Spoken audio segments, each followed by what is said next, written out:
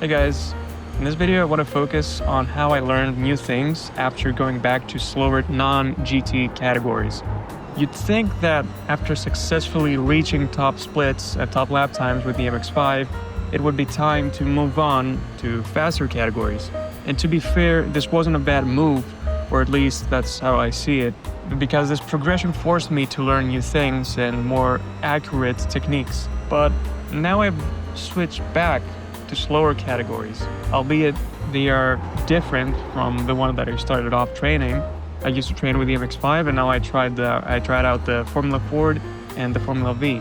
But honestly, the core thing that I want to learn from these categories could also be learned from the MX-5. It's just that the Formula cars offer a bit of an extra difficulty, in my opinion, compared to the MX-5.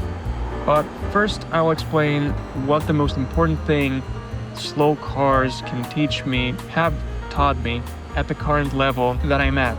Basically, since these cars are slower and don't require super technical driving as the GT3s, I have time to think about things that I otherwise wouldn't have time to think about. Or at least, not yet. For example, GT3 cars are so fast that you don't spend that much time in the corners.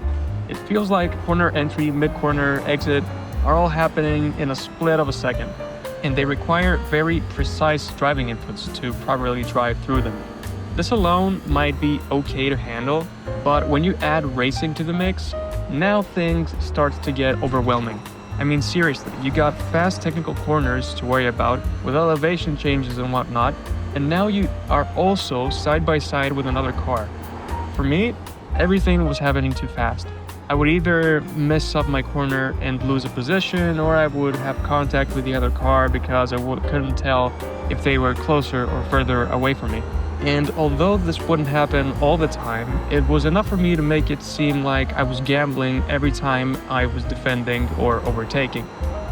Maybe a better way to describe it is that I was not able to strategize my overtakes or my defending properly. I would be like, okay, there's an opportunity to pass here. Should I take it, or is it risky, or I don't know. Until I made my decision, it was already too late. Now, when I would be in the same scenario though, with slower categories like in the Formula V for example, the situation was much different. I had time to think. I had time to make more accurate decisions. And 9 times out of 10, it worked. It didn't feel like gambling anymore. Also, the Formula V was a really sensitive car. To me, it felt like I had to be very careful with braking and steering because otherwise I would spin or I would lose momentum. And that type of setting felt like the correct choice for me to learn better racing. And I did. The corners were lasting for longer compared to GT3s, therefore I had to control my driving inputs for longer, while also trying to defend and overtake cars. And I was able to manage doing that because it was all happening at a slower pace. And when switching back to the Porsche Cup, I was generally more aware of some things, and that improved my racing overall. I also want to mention one more thing about the Formula V and Formula Ford. After overexposing myself to GT3s, I had gotten very accustomed to driving in a very specific way.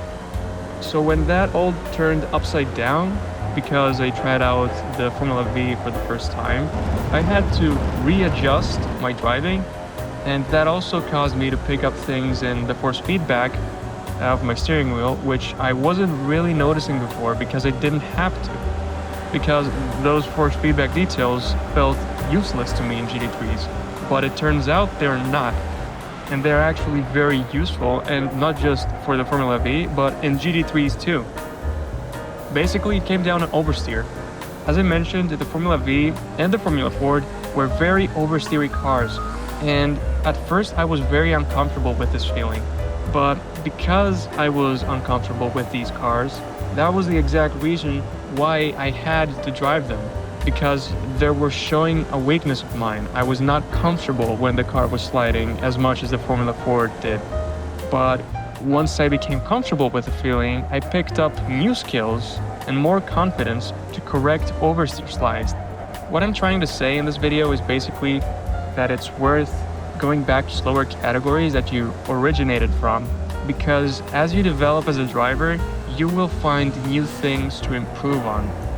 And that's always nothing but a positive. Alright, well, that's all for this video. If you like to hear me rant about racing progress, feel free to subscribe and like this video. And if you want to chat with me, you can join my Discord. And with that, I will see you next time.